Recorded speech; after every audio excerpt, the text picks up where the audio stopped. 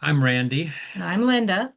We are co-founders of an organization called Homesteaders of Iowa.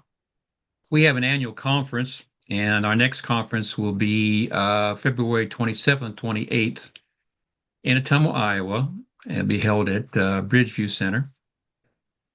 And at that event, we have speakers, workshops, vendor halls, and all kinds of different things. Good learning opportunity for homesteaders.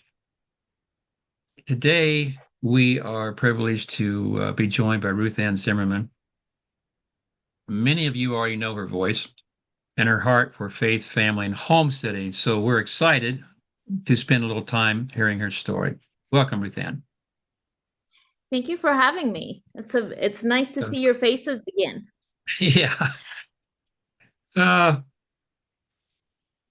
for those who may be new to your work, can you share a little bit about how you got started in homesteading and what you've learned along the way? Sure. So my husband and I were raised in the Old Order Mennonite community. So homesteading really was just called, life in Life, our yeah. childhood. But then about 18 years ago, we made the decision to leave the culture of our childhood and we entered the modern world. And with that came a short journey into the world of more processed foods, of course, digital devices, all of that we had previously not been exposed to.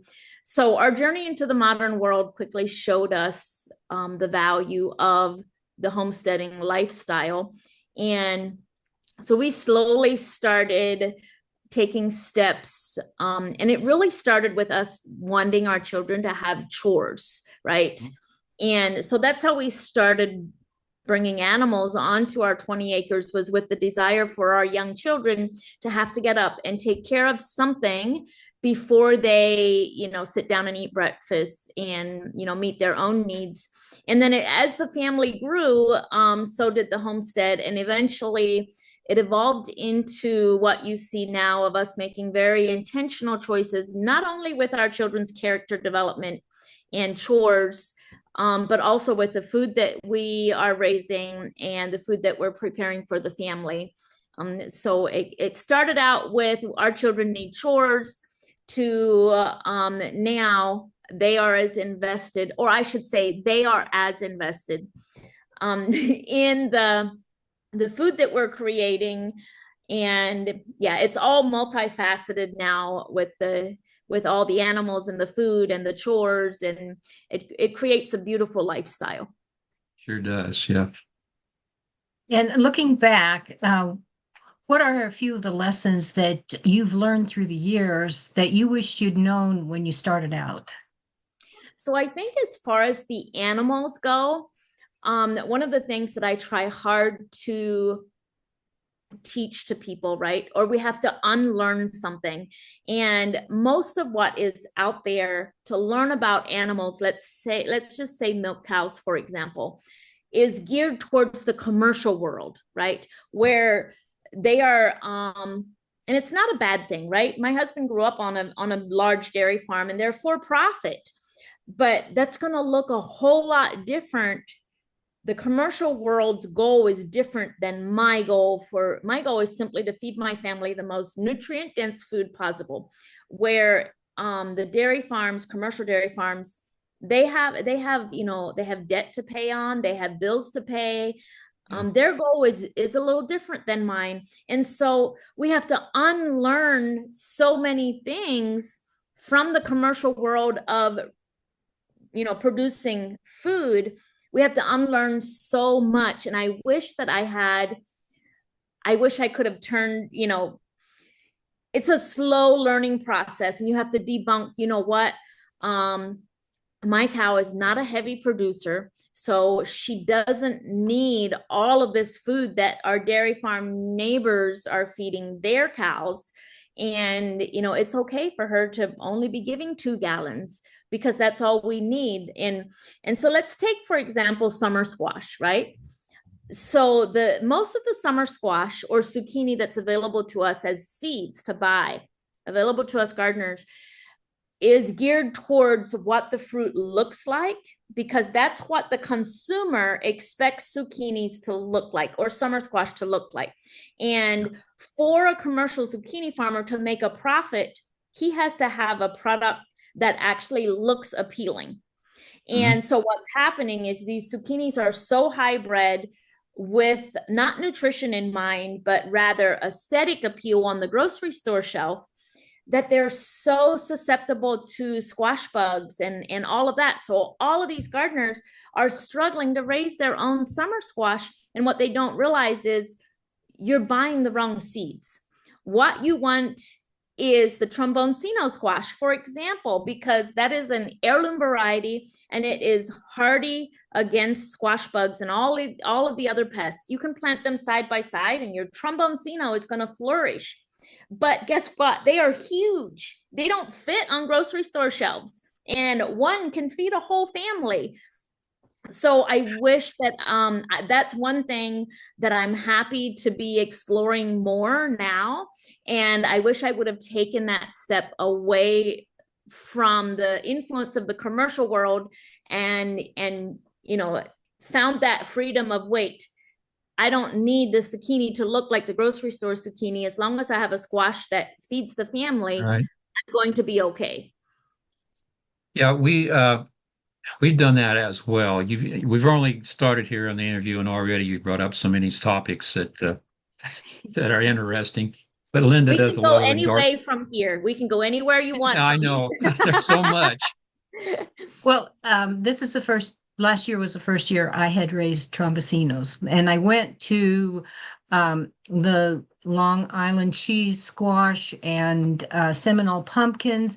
They're all in the same family, and the squash borers don't get in them. They have a solid stem, and it's like, oh, they're alive. Yeah, we always had so much trouble with Yeah, they the die. yeah, and this and year and was so yeah, and what happens is, and this was with my raspberries and my brothers who raise produce commercially, and I wanted black raspberries. And so, I planted black raspberries like 15 years ago. And when I started going to my brothers and saying, I am not getting a full crop, they always end up with blight and dropping half their crop. They're like, oh, yeah, the Black Jewels, they're known for that. They are a commercial yeah, raspberry, and they are designed with the fact in mind that commercial growers are going to spray for this vine borer that gets into the vine. They're going to spray for it. But home gardeners are not normally willing to spray for it. And then we end up thinking that we did something wrong, where we just started out with the wrong seeds or the wrong type of plants, because the commercial world is still the main influence in the homesteading community when it comes to seeds and things like that. right, Because for so many years, the commercial world was dominant. They created everything for the commercial world. right, Right. yeah, yeah. That's so interesting about what you plant. We're all interested in the quality of food we eat anymore, and that's part of the reason being we call a homesteader, I guess. But And talking about lessons, do you want to touch on what you're going to be speaking about at our I expo? haven't actually fully decided. Actually, can you tell me what I told you I'm speaking about? At the family and what to do about dairy. Okay, that's good. Two of my favorite topics. I can talk about the milk cow all day. So yes, so as far as the family, my true passion is the relationships within the family. So I'll be talking about all the opportunities throughout a day, whether you're homesteading or not, to continue to work on relationship with the family. And then as far as the milk cow, I'll be taking people step by step through questions to ask when you're purchasing your first cow, all the way to the end of the line, what to do with all the way when you're done with cheese making. So it'll be kind of that one will probably feel kind of like a crash course in dairy cow. But I hope to give people a lot of good insight and help people decide if a dairy cow is for them or not. yeah, that sounds great. That's great. In our community, homesteading community here, we have people who've been homesteading for, decades, just a few years, and people who are just thinking about starting into homesteading. So what advice or encouragement could you give somebody who is just thinking about doing it and getting into it, and it seems overwhelming to them? I like this question because I get Okay. asked it often. So I have given it a lot of thought. And I would usually return the question with, why are you homesteading? And normally it's because of food, right? Nutrition, and they want to feed their family better.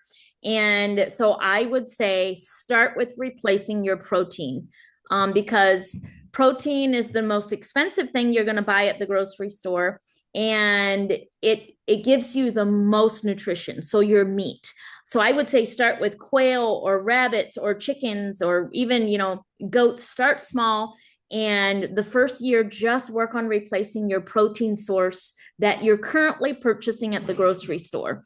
And that's where I would start. The garden would be the very last because it offers my family the least amount of calories. And maybe if I had four girls still at home, I would feel differently, but I still have four boys at home. So I'm always looking at protein and fat as like the cornerstone of every meal. So the garden is probably, if I were to move onto a brand new homestead, you would still see me put in a garden because that's my passion in the summer. But my primary efforts would go towards a source of protein for the family. Yeah, and if you're starting out in homesteading, you don't have to feel like you have to do everything at once. Just like you No. said, start out with something small, one step at a time, baby steps, maybe we could say. Maybe just get used to your property Yes. for the Yeah. Well, first year. and the thing, so if you start with chickens or rabbits as a protein source, that's done in 2 months, right?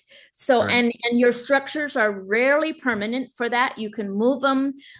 Things like fencing and gardening, you really should live on the property for a whole season before you put in fencing or your garden or even your orchard, because you don't know where the snowdrifts lie, where the water runs. All of that takes time to study and figure out. So a small source of protein is a great place to start because it's short and it's done quickly, and you don't have a 2-year investment of time like you do if you're raising cows. Right. Yeah. Yeah, you mentioned quail, rabbits, and chickens, and I'll put a plug in here, I guess. But those are three areas we'll be covering in our speakers in our. The quail and the chickens, rabbits we had last year. Okay. So, Well, I stand corrected, I guess. so Okay. Chickens are a great place to start, and it's usually people are already used to cooking with chicken a lot because it's a very economical meat to buy at the grocery store. But I do warn you, if you start raising your own chickens and cooking with homegrown chicken, the meat at the grocery store is not going to be, you're not going to like it anymore. Right. We right, found the same thing. Yeah, true. right. Yeah. Yeah, we have William, he's either 11 or 13, I can't remember, but he's going to do a workshop on hatching your eggs. So our That's workshops a are fun new. one. Yeah. Yeah. So faith, something that you're very strong on and very good at presenting. How has that made a difference in your homestead and in your family and just the way you live? I personally feel loved when the earth grows things that can feed my family. And, if you think about the relationship between a father and a child, or, a father and a daughter, that makes me feel like God cares for me when I can put seeds in the earth and it grows food for the family. I feel seen, I feel heard. And then in return, I try to stop and notice the sunrises, the sunsets, and that the homestead is the base of my relationship with God. It's kind of, yeah, it's where I find him. And then of course, coming to, being raised in a very religious culture, and then coming to have a personal relationship in my late 20s, I often sum it up with, I don't know all the answers. I'm not a big theologian. I can't answer all the questions, but all I know is Jesus Christ and him crucified. And that's what makes it special to me every day, that he died for me. And that's why I smile and have joy. Yeah, we Amen. completely agree with you on that. Yeah. Well, you recently have written a new book called "The Heart of the Homestead." What led you to write that book? So I actually I've loved writing, but in the Mennonite culture, you only go to school for 8 grades, right? Okay, yeah. So I never imagined that my writing would get anywhere. And so I started sharing on social media and writing, and I was approached by a publisher, and they actually talked me into writing a book because my Okay. instinct was to be like, I can't write a book. I have an 8th grade education, right? And they're like, you can write because we've seen what you wrote. And so they kind of talked me into it, and they wanted a homestead book. And when I sat down to write it, I actually, through the writing of that book, I discovered my true passion is actually the heart of the family. And not so as much as I love the milk cow and gardening, my true passion is for the heart of the family and the relationships between siblings and between parents and children. And so I was really happy with the way it turned out. And I was very happy that in every chapter, I was able to bring it back to what really matters. Right. Yeah, we agree to that too. So, in the process of writing this book, did it change or deepen anything for you personally? I think in the process of writing the book, I got a better idea of what the end goal is for our family. Um, number one, of course, relationships, that they all are coming home willingly. But it also helped me. And, while I was writing the book, I became a grandma. So that, of Okay. course, changed my Yeah. whole view. I started then looking even further to the next generation. And I used to say that milk sheep are my retirement animal because by the time it's just Elvin and I, we won't need gallons and gallons of milk, right? It'll just Right. be the two of us, and a sheep would, meet that need. And, but it was only because I didn't realize that with a family spanning 16 years, the grandchildren are going to come along and be drinking milk, and I'll never get to retire from the milk cow. And that just made me so happy. And so it started during the process of becoming a grandma and writing the book. I realized that this is not going to end with me. Like Mhm. we're going to bring in the next generation, and it's just going to keep going. Yeah. So the kids say, "Let's go to grandma's and get some milk." Yes, right. And this and that and something else. Yeah. Or So, they'll say, hey, when you come over to see the grandkids, can you bring some ground beef? Yep. Absolutely. Then I say, yeah, listen, you show up on chicken butchering day, you can fill your freezer too. So yeah, Mhm. yeah, that's great. Will you have your books available for yes, purchase at the expo? I will have books available for purchase, and I will be signing any books that people bring that they've already bought. So Yeah, sounds good. That sounds wonderful. Something to look forward to. One of the reasons we're passionate about Homesteaders of Iowa Expo is creating space for conversations like this. What do you think is the most important about homesteaders coming together in this type of community? I think one of the enemy's number one tactics is to make people feel alone, like they're the only ones with this problem, or they're like we're the only ones struggling. And I think what happens when conferences like this happen, I think God uses it to give people fresh inspiration because you feel less alone. And sorry, I'm not tearing up about this, but I feel like when people get together and they share, and it helps those that are discouraged because they feel alone. And it actually gives us fresh inspiration and fresh ideas. Yeah, we just love the people that come to the expo. There's something special about them, and we feel inspired too Yes, by yes, being very there. much so. Um,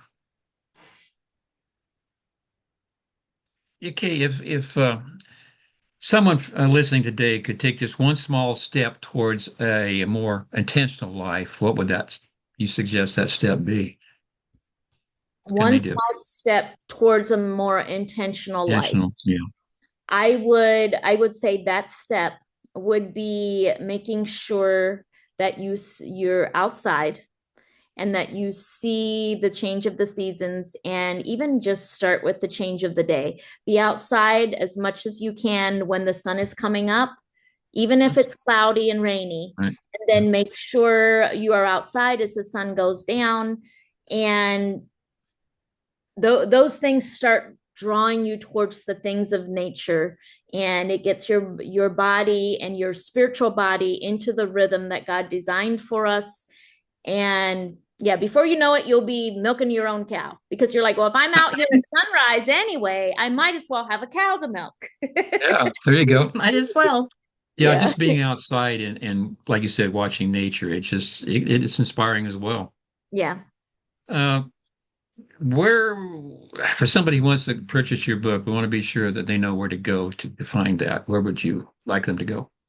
So they can go to RuthAnnZim.com, which is my website, or they can put The Heart of the Homestead into any search bar wherever books are sold, Okay. and it should bring up anywhere that you can buy it. Amazon has it, Christian Book. So ChristianBook.com we've developed a very good relationship. So I'm going to encourage everybody to go to ChristianBook.com, because they've been very, very good to me. And I would like to support them in return, and send people to christianbook.com. Okay, that sounds good. For people who want to follow along with what you're doing, where would you like them to go to find you? So if they land on my Instagram page, which is RuthAnn Zim, Zim with two M's, from there I'll tell them where to go. Okay. So I'm always sharing links to our YouTube on my Instagram. I'm trying to grow my TikTok account, but it feels like I'm all thumbs. I don't understand the algorithms over there. But we do have a YouTube channel, and if they put RuthAnn Zim into the search bar, our channel will come up. Yeah, we watch a lot of your videos on the YouTube channel, Lots of them. and yeah, you have so Thank much to you. offer everybody. Thank you. And we the interview here seems to be so short because you have so much knowledge to offer, and we're so eager to hear what you have to say. But time is short, as they say. We only have so much time for this update, and we just wanted people to see you, talk to you, or listen to you, I guess. And if they come to the expo, they'll certainly have a chance to speak with you too. So we thank you for sharing your heart and your wisdom with us, and we just appreciate you being part of the Homesteaders Iowa community. It's so important to us for you to be there. Very important. Thank you. I am honored to be a part of it, and I'm actually really looking forward to it. It'll be my first event since October or early November, I think. Yeah. So it'll be good to get out and get up Yeah. in front of people, and yeah. I always love to be there and be surrounded by like-minded people. It is wonderful. It's wonderful. It's really special. So anyway, we really appreciate you taking time to be with us and speak with us today. And I would encourage everybody to go to homesteadersofiowa.com. You can buy your tickets there. We have the schedule there, the speakers and the whole bits there. Hardly anything you can't find. So we encourage that. Again, thank you, Ruth Ann, and we look You're forward to very seeing you in welcome. February. Okay. Thanks, Randy. Thank you. Bye-bye. Bye.